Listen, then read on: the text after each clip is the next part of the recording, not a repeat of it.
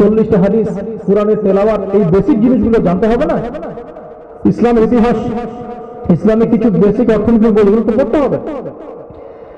এমনকি দেখা যায় যে দোয়া কালাম, দৈনন্দিন দোয়া কালাম গুলো আমরা অনেকেই পড়ি না, জানি না।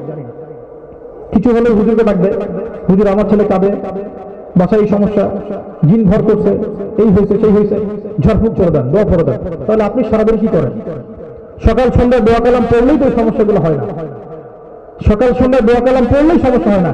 খালি সকালে 3 বার পড়বে বিসমিল্লাহিল্লাযী লা ইয়াদুররু মা ইসমিহি শাইউন ফিল আরদি ওয়ালা ফিস সামা ওয়া হুয়াস সামিউল আলিম। সকালে 3 বার, সন্ধ্যায় 3 বার। আকাশ এবং জমিনের কোনো কিছুই ইনশাআল্লাহ আপনার কোনো ক্ষতি করবে না ইনশাআল্লাহ। কি চান? একটা জায়গায় গিয়েছেন, বসেছেন, করবেন আউযু বিকালিমাতিল্লাহি তাম্মাতি মিন শাররি মা খালাক। আপনি এখান থেকে যাওয়া পর্যন্ত কেউ আপনার কোনো ক্ষতি করবে না ইনশাআল্লাহ। সকালে পড়বেন 7 বার, সন্ধ্যায় 7 বার বিসমিল্লাহ, হাসবি আল্লাহ লা ইলাহা ইল্লা হু আলাইহি তাওয়াক্কালতু ওয়া হুয়া রাব্বুল আরশিল আযীম। সকালে 7 বার, সন্ধ্যায় 7 বার। ইনশাআল্লাহ আপনার হাজত মাকসাদ পূরণ করার জন্য আল্লাহ একাই যথেষ্ট হবে ইনশাআল্লাহ। ঋণে পড়েছেন, বিশাল ঋণ, শোধ করার টাকা নাই, দোয়া পড়ছেন সেজদায় গিয়ে, আল্লাহুম্মা কফিনি বিহালালিকা আন হারামিক ওয়া আগনিনি বিফাদলিকা আম্মান সিয়াক। আপনার ঋণ যদি পাহাড়ের সমান হয়, আল্লাহ সেটাও শোধ করাবেন ইনশাআল্লাহ। কি চাচ্ছেন? সবই দোয়া। আর দোয়া হুয়াল ইবাদা, দোয়াই তো ইবাদত, নামাজই তো ইবাদত, এগুলোই তো সব। কি জন্য পৃথিবীতে আসলাম? ওয়া মা খালাকতুল জিন্না ওয়াল ইনসা ইল্লা লিয়াবুদুন। অতএব নামাজে এত তাড়াহুড়া কেন? নামাজে তাড়াহুড়া করা যাবে না, রিল্যাক্স, ধীর স্থির ভাবে নামাজ পড়বেন। নামাজের ইখতিলাফি মাসআলাগুলো যেগুলো আছে, ইখতিলাফি মাসআলাগুলো, এগুলো নিয়ে মারামারি করে, কামড়াকামড়ি করে মসজিদ ভাগ করতে যায়। নামাজের রূহ, যেটা প্রাণ, তাসকিয়া, ইহসান, আপনার খুশু, এই বিষয়গুলোর দিকে বেশি ফোকাস করে। ধীর স্থির ভাবে নামাজ পড়েন। কি করছেন নামাজে বোঝার চেষ্টা করেন।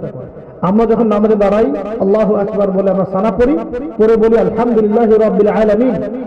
যখনই আমরা বলি আলহামদুলিল্লাহি রাব্বিল আলামিন, আল্লাহ রাব্বুল আলামিন উত্তর প্রদান করেন। তিনি বলেন হামিদানি আব্দি, আমার বান্দা আমার প্রশংসা করলো। আমরা বুঝতেই পারি না। আল্লাহু আকবার বলে দাঁড়িয়েছি, আল্লাহ পাক এখন আমার দিকে মনোযোগ দিয়ে দিয়েছে। এবার দাঁড়িয়ে যদি আপনি চুলকাচুলকি শুরু করেন, এইটা চুলকান, ওইটা চুলকান, এই মোবাইল ঠিক করেন। আবার নামাজে তো মাশাআল্লাহ মোবাইল বাজে এখন সবার, মানে মোবাইলটাকে বন্ধ করে মসজিদে ঢুকতে হবে, এই কমন সেন্সটুকু নাই। আবার কেউ দেখা যায় মোবাইল ফোন বাজছে আর বাজছে, বন্ধ করবে না। ওর ধারণা যে বন্ধ করলে নামাজটা ভেঙে যাবে, অথচ ওর ওই মোবাইল ফোনের জন্য যে আরো 10টা-20টা মানুষের নামাজ নষ্ট হচ্ছে, কোনো ফিকিরই নাই, হচ্ছে না? টোনগুলো এমন, হিন্দি সিনেমার গান বাজতেছে মসজিদের মধ্যে, বাজতেছে না? এবার সে বন্ধও করবে না, কারণ ওর ধারণা বন্ধ করলে ওর নামাজটা নষ্ট হয়ে যাবে। কিন্তু এদিকে যে এই গানের সুরে আর 10টা-20টা 100টা মানুষের নামাজ নষ্ট হচ্ছে, কোনো ফিকিরই নাই। তো মোবাইল বন্ধ করে নামাজে ঢুকতে হবে। বন্ধ করা খুব কঠিন, একটা বাটন চাপলে সাইলেন্ট করে দেয় ফোন। একটা বাটন চাপলাম, ফোন সাইলেন্ট হয়ে গেল। এইটুকু কাজ করতে এত সমস্যা। তারপরে নামাজের মধ্যে চুলকি, এদিকে তাকানো, ওইদিকে তাকানো। আবার চুরি করে নামাজে মানুষ, চুরি কেমন? রুকু থেকে উঠবে, ওঠার আগেই সেজদা চলে গেল। মানে একটু সোজা হয়ে দাঁড়ালে খুব কষ্ট হতো। এইভাবে যতক্ষণ মেরুদণ্ড সোজা না হচ্ছে, ততক্ষণ তো রুকুই হয়নি। তারপরে বলতে হবে রব্বানা ওয়া লাকাল হামদ, সামিআল্লাহু লিমান হামিদা, রব্বানা ওয়া লাকাল হামদ। আরো ভালো হয় যদি বলতে পারি হামদান কাসীরান তাইয়িবান মুবারাকান ফি, তাহলে 30 জন ফেরেশতা নেকি লেখার প্রতিযোগিতা করে।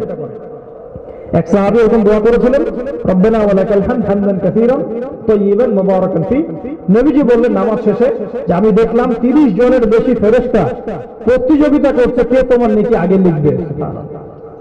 এবার সেজদায় গিয়ে দেখা যায় এক সেজদা দিয়েছে, ভালো করে উঠে বসার আগে আরেক সেজদা চলে যায়। এটা কি হচ্ছে? নামাজ হচ্ছে? নবী সাল্লাল্লাহু আলাইহি ওয়াসাল্লাম বলছেন সবচেয়ে জঘন্য চোর সেই ব্যক্তি যে নামাজ চুরি করে। সাহাবীরা বলেন নামাজ কেমন করে চুরি হয় ইয়া রাসূলুল্লাহ? নবীজি বলছেন রুকু সেজদা ঠিক মতো আদায় করা। আমরা অনেকেই করি না। রুকু পেলে সেজদা পাচ্ছি না, সেজদা পেলে আরেক সেজদা পাচ্ছি না। নামাজ হয়ে গেছে 3G 4G অনেক জায়গায়। এগুলো চেঞ্জ করতে হবে না? নামাজ হবে ধীর স্থির হবে, তেলাওয়াত হবে রিল্যাক্স। আপনি বলছেন আলহামদুলিল্লাহি রাব্বিল আলামিন, আল্লাহ পাক উত্তর দেন হামিদানি আব্দি, আর রহমানির রহিম আল্লাহ বলেন ইসনা আলাইয়া আব্দি, মালিক ইয়াউমিদ্দিন আল্লাহ বলেন মাজ্জাদানি আব্দি, ইয়াকা না'বুদু ওয়া ইয়াকা নাস্তাঈন আল্লাহ উত্তর দেন বলেন হাযা বাইনি ওয়া বাইনা আব্দি। আমরা বলি ইহদিনাস সিরাতাল মুস্তাকিম সিরাতাল লাযিনা আন'আমতা আলাইহিম গায়রিল মাগদুবি আলাইহিম ওয়ালাদ-দাল্লিন। আল্লাহ পাক বলেন ওয়ালি আব্দি মা সাআল। মানে অর্থগুলো বলে দেই। আমরা বলি আল্লাহ আমাকে সরল পথ দেখান, ইহদিনাস সিরাতাল মুস্তাকিম, আমাদেরকে সরল পথ দেখান। সিরাতাল লাযিনা আন'আমতা আলাইহিম, সেই পথ দেখান যে পথে আপনি চালিয়েছেন বা দেখিয়েছেন পুরস্কার প্রাপ্ত ব্যক্তিদেরকে, নবীগণ, সিদ্দিকগণ, শহীদগণ ইত্যাদি। গায়রিল মাগদুবি আলাইহিম ওয়ালাদ-দাল্লিন, তাদের পথে চালিয়েন না, তাদের পথ আমাদেরকে দেখিয়েন না। কাদের পথ? যারা মাগদুব, যাদের উপর আল্লাহর গজব পড়েছে, এবং যারা আদ-দাল্লিন, যারা পথভ্রষ্ট হয়ে গেছে। সাহাবীরা বলছেন ইয়া রাসূলুল্লাহ মাগদুব কারা এবং দাল্লিন কারা? নবীজি স্পষ্ট উত্তর দিচ্ছেন, তিনি বলছেন আল মাগদুব হুমুল ইয়াহুদিয়্যু, আল মাগদুব হচ্ছে ইহুদি জাতি, ওয়াদ দাল্লিন হুমুন নাসারা, দাল্লিন হচ্ছে যারা নাসারা বা যারা খ্রিস্টান হয়ে গেছে, যারা বলে তিন খোদা। কয় খোদা? নাউযুবিল্লাহ। এই যে কয়দিন আগে বলেছে মানুষ 25শে ডিসেম্বরে কি বলেছে? মেরি ক্রিসমাস বলেছে না? তারা বিশ্বাস করে যে 25শে ডিসেম্বর আল্লাহ রাব্বুল আলামিন তার পুত্র সন্তানকে জন্ম দিয়েছেন। নাউযুবিল্লাহ। আল্লাহ পাকের সন্তান আছে?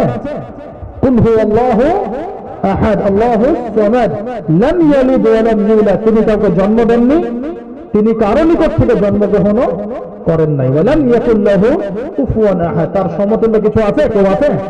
আর মুসলিম কান্ট্রিতে আমরা মুসলিম হয়ে বিভিন্ন প্রতিষ্ঠানে, বিভিন্ন ইয়াতে, অ্যাসোসিয়েশনে, পার্টি সেন্টারে, এইখানে সেইখানে সবাই লিখে রাখছে মাশাআল্লাহ মেরি ক্রিসমাস। মানে আপনি মনে করছেন আপনি যখনই বলেছেন মেরি ক্রিসমাস, তার মানে আপনি স্বীকার করে নিয়েছেন ওই দিন আল্লাহ রাব্বুল আলামিন ঈসা আলাইহিস সালামকে জন্ম দিয়েছেন। নাউযুবিল্লাহ। এই কথা বলার সাথে সাথেই মানুষ ঈমান থেকে কুফরের দিকে চলে গেছে। এই কথা বলার সাথে সাথেই মানুষ তাওহীদ থেকে শিরকে চলে গেছে।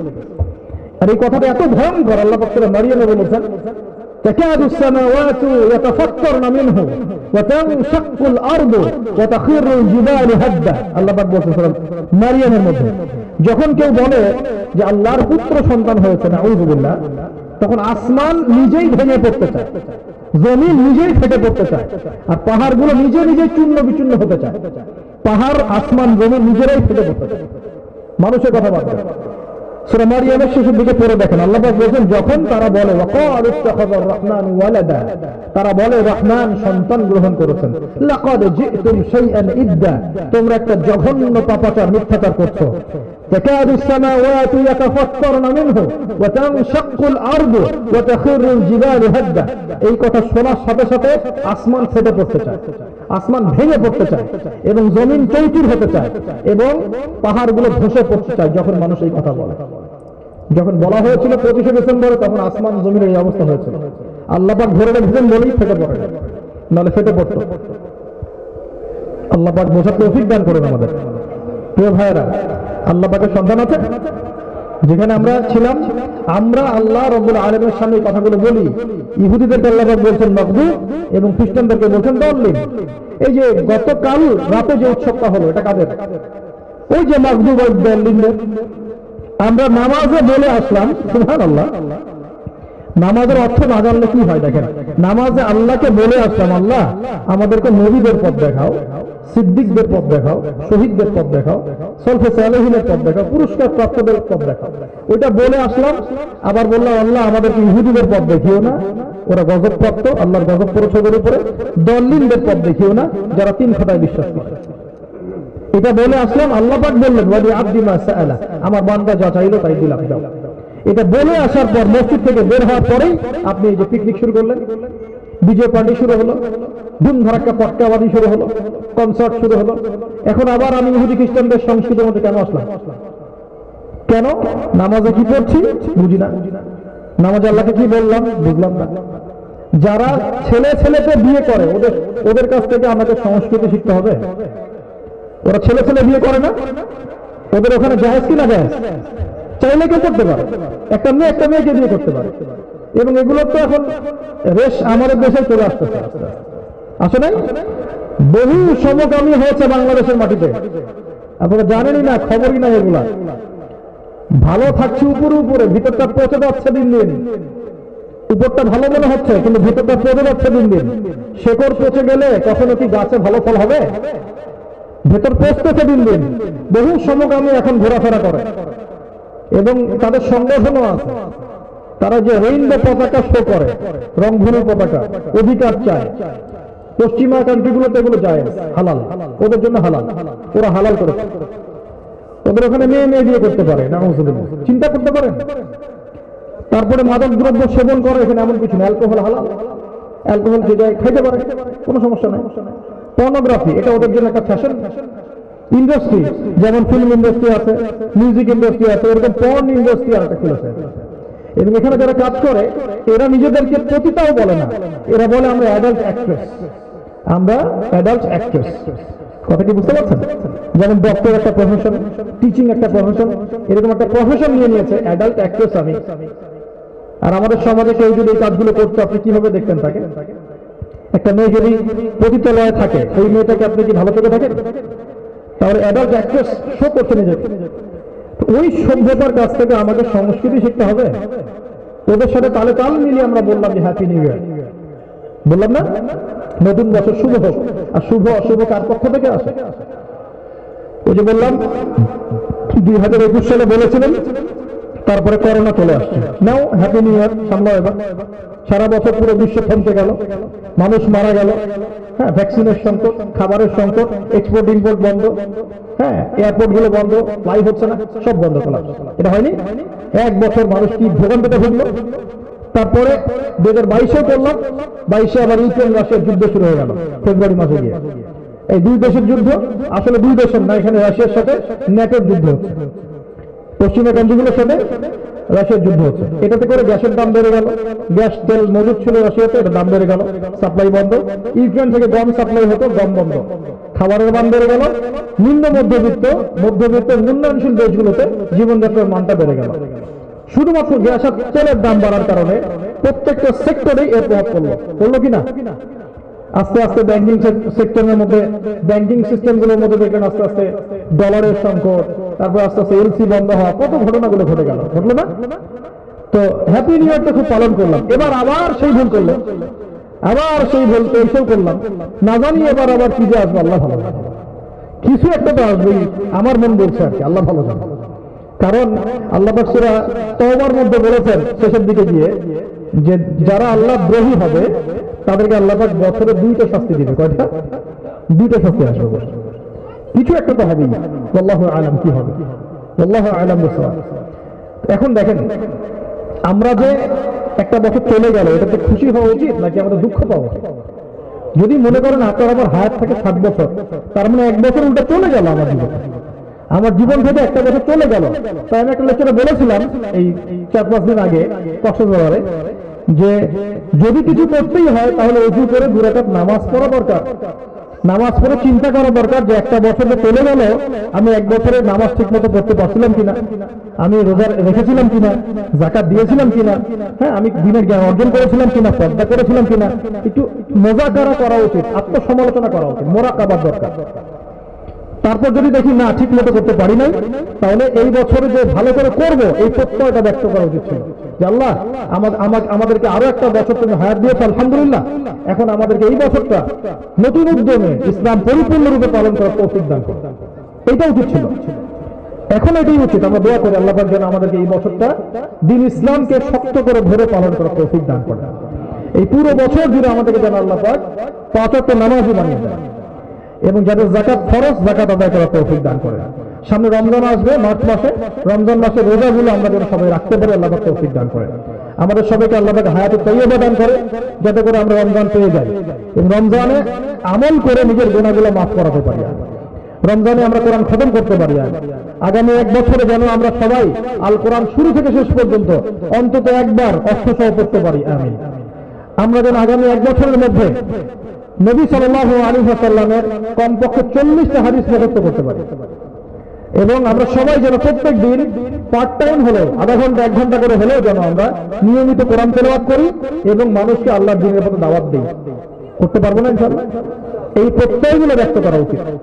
এগুলো না করে অহেতুক একটা খেল তামাশা, রাস্তাঘাটে মানুষ শীতের কষ্টে মারা যাচ্ছে আর আমরা এদিকে আতশবাজি করে কত টাকা পয়সা নষ্ট করছি, আশ্চর্য বিষয়। অথচ নবী সাল্লাল্লাহু আলাইহি ওয়াসাল্লাম বলছেন যে একজন মুমিন ব্যক্তি ততক্ষণ পরিপূর্ণ মুমিন হতে পারছে না যতক্ষণ সে নিজে পেট ভরে খাচ্ছে, প্রতিবেশী খাচ্ছে না। একজন মুসলিম ভাই ততক্ষণ একজন মুসলিমের সাথে আল্লাহ পাক ততক্ষণ থাকেন যতক্ষণ সে অন্য ভাইয়ের প্রয়োজন পূরণ করার জন্য থাকে। কোথায় চলে গেল সমাজটা? আল্লাহ পাক আমাদেরকে বোঝার তৌফিক দান করুন। প্রিয় ভাইরা, এখান থেকে আমি আবারও নামাজের দিকে আসছি। দেখুন, নামাজ যদি ধীর স্থির ভাবে না পড়তে পারি তাহলে আমাদের ইবাদত গুলোর মধ্যে স্বাদ পাবে না। নামাজ স্থির ভাবে পড়ার জন্য অবশ্যই এর অর্থগুলো বুঝতে হবে, আল্লাহ পাক তৌফিক দান করুন। এবং রুকুতে কি পড়ছেন, সেজদায় কি পড়ছেন, আপনি তাশাহুদ, দরুদ, দোয়া, মাসআলা কি পড়ছেন, অর্থগুলো বুঝতে হবে। নামাজ শেষ করে উঠে চলে যাবেন না, বসবেন। নামাজ শেষ হয়েছে, সালাম ফিরিয়েছেন, একবার বলবেন আল্লাহু আকবার, তিনবার বলবেন আস্তাগফিরুল্লাহ আস্তাগফিরুল্লাহ আস্তাগফিরুল্লাহ, আল্লাহুম্মা আনতাস সালাম ওয়া মিনকাস সালাম তাবারাকতা ইয়া যাল জালালি ওয়াল ইকরাম। দোয়া পড়বেন আল্লাহুম্মা আইন্নি আলা যিকরিকা ওয়া শুকরিকা ওয়া হুসনি ইবাদাতিক।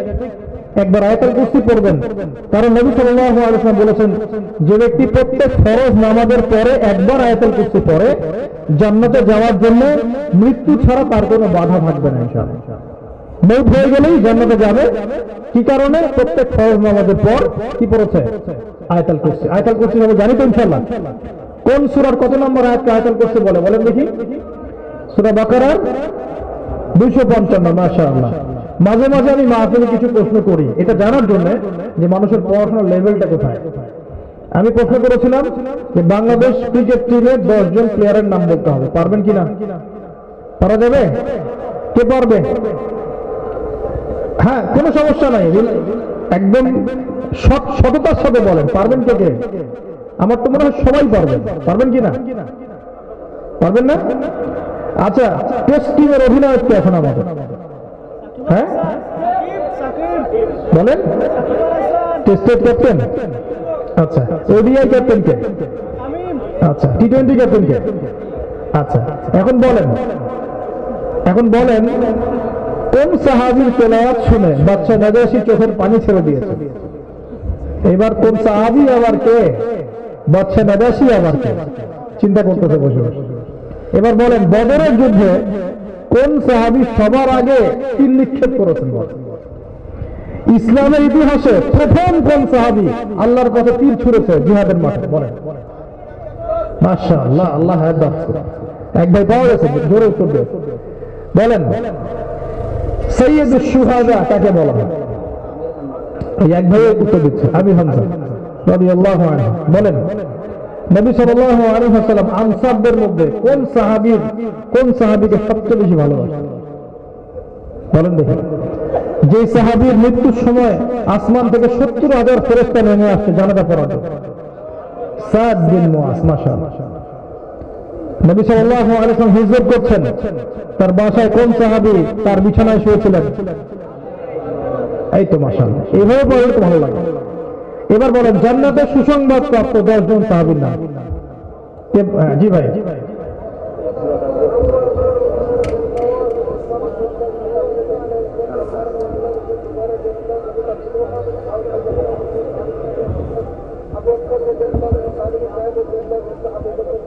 মাশাআল্লাহ মাশাআল্লাহ। কি নাম ভাইয়ের? মারহাবা। সবাই বলে একবার মারহাবা। ভাইয়ের জন্য আমার পক্ষ থেকে স্পেশাল একটা হাদিয়া থাকবে ইনশাআল্লাহ, আপনি স্টেজে এসে নিয়ে যাবেন আলোচনা শেষে ইনশাআল্লাহ। এরকম প্রজন্ম দরকার আমাদেরকে, এরকম প্রজন্ম তৈরি করতে হবে। আমরা পারবো কিনা ইনশাআল্লাহ? কেন পারবো না? আমরা কি মূর্খ নাকি? আল্লাহ পাক আমাদেরকে কোরআন দেন নাই, হাদিস দেন নাই? রাসূলুল্লাহ সাল্লাল্লাহু আলাইহি ওয়াসাল্লামের যুগ থেকে শুরু করে প্রায় 1200 বছর পর্যন্ত আমরাই বিশ্ব শাসন করেছি, করি নাই? করেছি কিনা? এখন হয়তো দেখছেন যে মুসলিমদের অবস্থা খারাপ মনে হয়, অর্থনৈতিক ভিত্তি দুর্বল মনে হয়, হ্যাঁ পশ্চিমাদের শক্তি বেশি মনে হয়, ওদের সবার কাছে মারণাস্ত্র আছে, আমাদের কাছে নাই মনে হয়, মিডিয়া প্রযুক্তি ওদের হাতে, আমাদের কাছে নাই মনে হয়।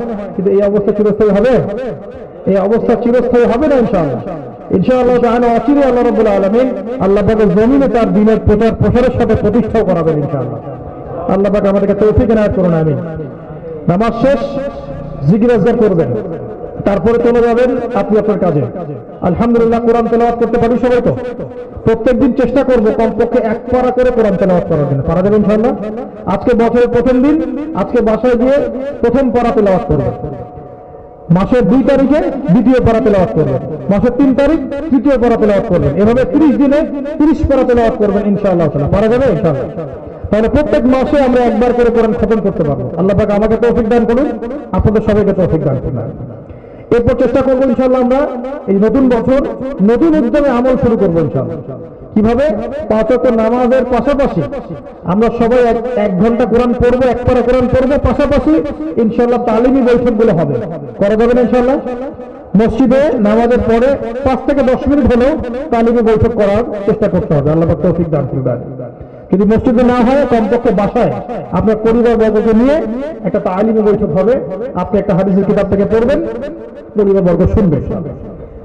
এরপরে দৈনিক 12 রাকাত সুন্নত বা নফল পড়তে হবে। পারা যাবে ইনশাআল্লাহ?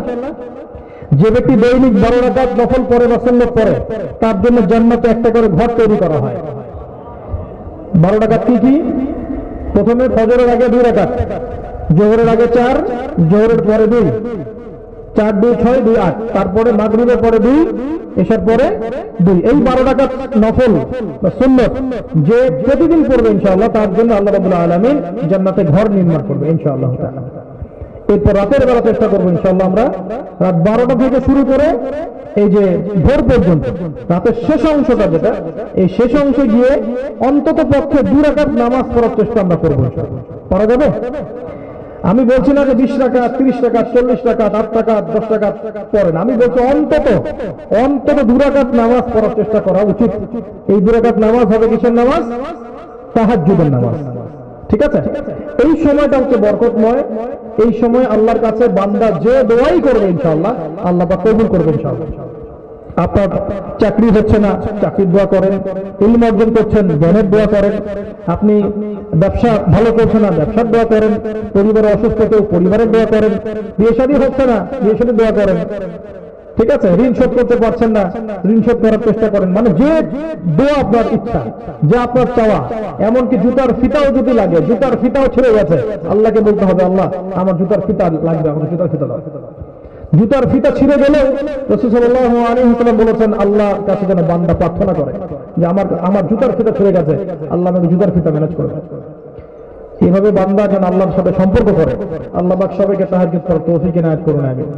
অন্তত 2 রাকাত নামাজ পড়ার তৌফিক আল্লাহ পাক দান করুন। আমিন। এরপর এই যে ইবাদত বন্দেগীগুলো আমরা করলাম রাসূলুল্লাহ সাল্লাল্লাহু আলাইহি ওয়াসাল্লামের সুন্নাহ মাফিক, এবার হয়তো কেউ চলে যাবেন শিক্ষা ক্ষেত্রে, কেউ চলে যাবেন চাকরিতে, কেউ ব্যবসায়, কেউ অন্যান্য কাজে। এখন ইবাদত বন্দেগীর জীবনে আমরা ইসলাম ফলো করলাম, নবীর সুন্নাত মানলাম, আল্লাহর হুকুম মানলাম, নামাজ পড়লাম, তিলাওয়াত করলাম, জিকির করলাম, সবই করলাম। এখন চাকরি ক্ষেত্রে গিয়ে কি আমি ঘুষ খাবো? এখন ব্যবসায় গিয়ে কি আমি মাপে কম দেবো? এখন কি আমি ব্যবসায় গিয়ে পণ্য মজুত করে রাখবো? আমি কি এখন ব্যবসায় গিয়ে মিথ্যা কসম করে পণ্য বিক্রি করব? এখন কি আমি চাকরি ক্ষেত্রে গিয়ে দুর্নীতি করব? এখন কি আমি সমাজের দায়িত্বশীল হয়ে মানুষের মধ্যে অন্যায় ফয়সালা করব, না ন্যায় বিচার প্রতিষ্ঠা করি? এখন আমাকে বলেন, ইসলাম কি শুধু ইবাদত বন্দেগীর জীবনেই সীমাবদ্ধ থাকবে, নাকি জীবনের বাকি সেক্টরগুলোতে ইসলাম থাকতে হবে? বলেন। আল্লাহ পাক কি বলছেন? বিসমিল্লাহির রহমানির রহিম, উদখুলু ফিস সিলমি কাফা, তোমরা পরিপূর্ণ রূপে ইসলামে প্রবেশ করো। ইসলাম কি পরিপূর্ণ জীবন ব্যবস্থার নাম নয়? ইসলামে কি প্রতিটা বিষয়ের হেদায়েত আছে কি নাই? ইসলাম ছাড়া অন্য কোন দিন কি আল্লাহর কাছে চলবে? আল্লাহ কি ইসলামকে পরিপূর্ণ করেননি? আর আল্লাহর কাছে কি ইসলামই একমাত্র দিন নয়, নাকি অন্য দিনও চলবে? ইসলাম যদি পরিপূর্ণ হয়ে থাকে এবং ইসলাম যদি আল্লাহর কাছে একমাত্র মনোনীত দিন হয়ে থাকে, তাহলে এর ব্যাখ্যা অর্থাৎ ভিত্তি কোরআন এবং হাদিসে জীবনের সকল সমস্যার সমাধান আছে কি নাই? তাহলে আমরা কি শুধু ইবাদত বন্দেগীর জীবনে ইসলাম মানব, নাকি বাকি জীবনগুলোতেও মানব? তাহলে যদি আমরা বাকি জীবনে মানতে চাই, অর্থনৈতিক জীবনে এখন গিয়ে আপনার সুদ খাওয়া চলবে না, এখানে গিয়ে আপনি ঘুষ নিতে পারবেন না, এখানে আপনি হারাম খেতে পারবেন না, ব্যবসার জীবনে গিয়ে আপনি মাপে কম দিতে পারবেন না, পণ্য ভেজাল দিতে পারবেন না, মিথ্যা কসম খেয়ে পণ্য বিক্রি করতে পারবেন না, আপনি এখানে পলিটিক্যাল লাইফে এসে আল্লাহ দ্রোহিতা করতে পারবেন না, আল্লাহ পাকের বিরুদ্ধাচরণ করে মানুষের মধ্যে অন্যায় ফয়সালা করতে পারবেন না। বরং আপনার উচিত হবে আল্লাহ পাকের বিধান অনুযায়ী বিচার ফয়সালা করা। আল্লাহ পাক তৌফিক দান করবেন। এই হলো পরিপূর্ণ জীবন। আমরা দোয়া করি আল্লাহ রাব্বুল আলামিন আমাদের সবাইকে যেন পরিপূর্ণ ইসলাম পালন করার তৌফিক এনায়েত করেন, আমিন। আল্লাহ পাক আমাদের সবাইকে যেন 5 ওয়াক্ত নামাজ জামাতের সাথে পড়ার তৌফিক এনায়েত করেন, সকলে বলে আমিন। আল্লাহ রাব্বুল আলামিন আমাদের সবাইকে যেন আদর্শ ইসলামিক পরিবার গড়ে তোলার তৌফিক দান করেন, সকলেই বলে আমিন। আল্লাহ রাব্বুল আলামিন আমাদের মা বোনদেরকে যেন খাস পর্দায় থাকার তৌফিক এনায়েত করেন, সকলেই বলে আমিন। এই অবস্থা থেকে আমি ফিনিশিং এর দিকে যাচ্ছি, একটু লক্ষ্য করেন। আমরা যদি পরিপূর্ণ জীবন ব্যবস্থার ইসলামটাকে ধরতে পারি শক্ত করে, ইনশাআল্লাহ তাআলা আসন্ন সময়ের যে ফিতনাগুলা এগুলো আমরা কাটিয়ে উঠতে সক্ষম হব ইনশাআল্লাহ। একটা সময় আসবে ইনশাআল্লাহ যখন এমন একটা প্রজন্ম আমরা তৈরি করতে পারবো যারা আল্লাহর জমিনে আল্লাহর দ্বীন প্রতিষ্ঠা করবে ইনশাআল্লাহ। আমরা কিছু প্রবলেমস দেখছি এখন, এই প্রবলেমসগুলো আমি একটু ফাইন্ড আউট করে দিই এবং এর সলিউশনের কি করণীয় এই পয়েন্টসগুলো জাস্ট বলে দিই।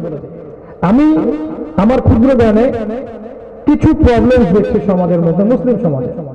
এই প্রবলেমসগুলো দূর না করতে পারলে উম্মার বিজয় সম্ভব না। প্রবলেমস 1, উম্মার আকীদার পড়াশোনা কম হচ্ছে। আকীদার মধ্যে বহু শিরক ঢুকে যাচ্ছে, আমলের মধ্যে বহু বিদআত ঢুকে যাচ্ছে। এতে করে আমাদের আকীদা কলুষিত হচ্ছে, আমল নষ্ট হচ্ছে। 1 নাম্বার, আকীদা পরিষ্কার করতে হবে এবং আমল পরিচ্ছন্ন করতে হবে। আকীদার মধ্যে শিরক থাকবে না, আমলে কোনো বিদআত থাকবে না ইনশাআল্লাহ। 1 নাম্বার। 2, উম্মার সমস্যার মধ্যে দেখা যাচ্ছে সবাই দিনের জ্ঞান অর্জন করার জন্য সচেষ্ট হচ্ছে না। সবাইকেই দিনের জ্ঞান অর্জনের জন্য সচেষ্ট হতে হবে, যে যে সেক্টরের মানুষ হোক না কেন দিনের বেসিক জ্ঞানটাকে অর্জন করতেই হবে। আল্লাহ পাক তৌফিক দান করুন। 3 নাম্বার, আমরা দেখছি, লক্ষ্য করছি আমাদের উম্মার মধ্যে হারাম রিজিকের ব্যাপক সয়লাব ঢুকে গেছে। ঘরে ঘরে হারাম রিজিক, ঘরে ঘরে সুদ, ঘরে ঘরে করাপশন। এই দুর্নীতিগ্রস্ত অর্থনৈতিক সিস্টেমটাকে পরিবর্তন করতে হবে। এখানে সুদ, ঘুষ, আপনার করাপশন, অন্যের সম্পদ আত্মসাৎ, এই বিষয়গুলো থেকে বের না হতে পারলে ইবাদত আল্লাহর কাছে কবুল হচ্ছে না। এটা প্রবলেম। উম্মাহ প্রবলেম অন্যতম হচ্ছে আমরা আমাদের সন্তানদের প্রতি খুব বেশি খেয়াল করছি না, যেমনটা করা উচিত। আপনার মেয়েকে ছোট মনে করছেন, অলরেডি সে 3-4টা বয়ফ্রেন্ড চেঞ্জ করে ফেলছে। আপনার ছেলেকে ছোট মনে করছেন, সে অলরেডি একটা মেয়ের সাথে পাওয়া চেষ্টা। আপনি মনে করছেন ছোট বাচ্চা কি আর হবে, খোঁজ খবর নিচ্ছেন না। ফোনের মধ্যে দেখেন কি, ফোনে কি করছে দেখেন, পাবজি খেলছে, ফ্রি ফায়ার খেলছে, টাইম নষ্ট করছে, ফিজিক্যাল ফিটনেস খারাপ, খাওয়া দাওয়া ঠিক মতো করছে না, মাদকের আসরে বসছে, আপনার বাজে কমিউনিটির সাথে মেলামেশা করছে, ছেলে নষ্ট হয়ে যাচ্ছে। পড়াশোনা করছে না, উম্মাকে কিছু দিচ্ছে না, দেশ রাষ্ট্র কিছু পাচ্ছে না। আমরা লক্ষ্য করছি আমাদের মেয়েদেরকে আমরা সঠিক শিক্ষা শিক্ষিত করতে পারছি না। বহু মেয়ে আমরা ঘরে ঘরে দেখছি কোরআন পড়তে জানে না, হাদিস পড়তে জানে না। এই মেয়েগুলোকে আপনি বিয়ে শাদী করলে পরিবারকে সুখী হবে মনে করেন? মেয়েদের শিক্ষার দিকে ফোকাস করতে হবে। এগুলো প্রবলেম। আমরা দেখছি আমাদের ছেলে মেয়েদেরকে আমরা সঠিক শিক্ষা দিচ্ছি না। পরবর্তী প্রজন্মকে গড়ে যাবো পৃথিবী থেকে, এই ফিকির সবার মধ্যে দেখা যাচ্ছে না। আমরা লক্ষ্য করছি যে আমাদের অভ্যন্তরীণ কোন্দলটা বেশি হচ্ছে। একে অপরের সাথে হিংসা, বিদ্বেষ, বিরোধ, প্রমোদ, সমালোচনা, এই যে অপসংস্কৃতি, এগুলো চলছে আমাদের মধ্যে। আমরা বিভিন্ন দলে উপদলে ভাগ হয়ে যাচ্ছি, আমাদের শক্তি কমে যাচ্ছে। এই প্রবলেমস গুলো ফেস করার কারণে উম্মাহ আস্তে আস্তে পিছিয়ে পড়ছে। আমাদের ইকোনমিক কোনো শক্ত বেস হচ্ছে না, স্বতন্ত্র কোনো মিডিয়া প্রযুক্তি নাই, আমাদের ঐক্য হচ্ছে না, আমাদের মধ্যে আধ্যাত্মিকত্ব কমে যাচ্ছে, নামাজি ব্যক্তির সংখ্যা কমে যাচ্ছে, কোরআন পড়নেওয়ালা মানুষ কমছে। সব মিলিয়ে উম্মার অবস্থা আজকে এই জায়গায়। একদিন আসে নাই। উত্তরণের পথ কি, সমাধান আছে কিনা, সমাধান সম্ভব কিনা? আইএমএ জাহিলিয়াতের পরিবেশ যদি বদলানো সম্ভব হয়, এই যুগের পরিবেশ বদলানো এমন কি কঠিন কাজ, সম্ভব কিনা? আমরা কি হতাশাবাদী হব না আশাবাদী হব? 1 নম্বর, আমরা আশাবাদী হব। আল্লাহ পাক বলেছেন ইন তানসুরুল্লাহ ইয়ানসুরুকুম, তোমরা আল্লাহকে সাহায্য করো, তোমরা আল্লাহর দ্বীনকে সাহায্য করো, ইনশাআল্লাহ আল্লাহ পাক তোমাদেরকে সাহায্য করবে। ওয়া ইউসাব্বিত আকদামাকুম, তোমাদের পরজীবন আল্লাহ পাক সুদৃঢ় করে রাখবেন। আর যদি ওয়াইন তাতাওয়াল্লাহ, তোমরা মুখ ফিরিয়ে নাও, আল্লাহকে সাহায্য করো না, মুখ ফিরিয়ে নাও, ইয়াস্তাবদিল কওমান গায়রাকুম, আল্লাহ পাক অন্য কওমকে তোমাদের জায়গায় নিয়ে আসবেন, সুম্মা লা ইয়াকুনু আমসালাকুম, তারা তোমাদের মতো অপদার্থ হবে না। উত্তরণের পথ আছে নিঃসন্দেহে। নবী সাল্লাল্লাহু আলাইহি ওয়াসাল্লাম 23 বছর সময় নিয়ে জাহেলি যুগ থেকে পরিবর্তন করে দিয়েছেন। ওই মক্কায় কোনো সুদ ছিল কিনা? পরিবর্তিত মক্কায় কোনো শিরক ছিল না। কোনো সুদ ছিল না। কোনো ধর্ষণ হয়েছে? হয় নাই। কোনো ব্যভিচার পরকীয়া হয়েছে? হয় নাই। কেউ মাদক খেয়েছে? হয় নাই।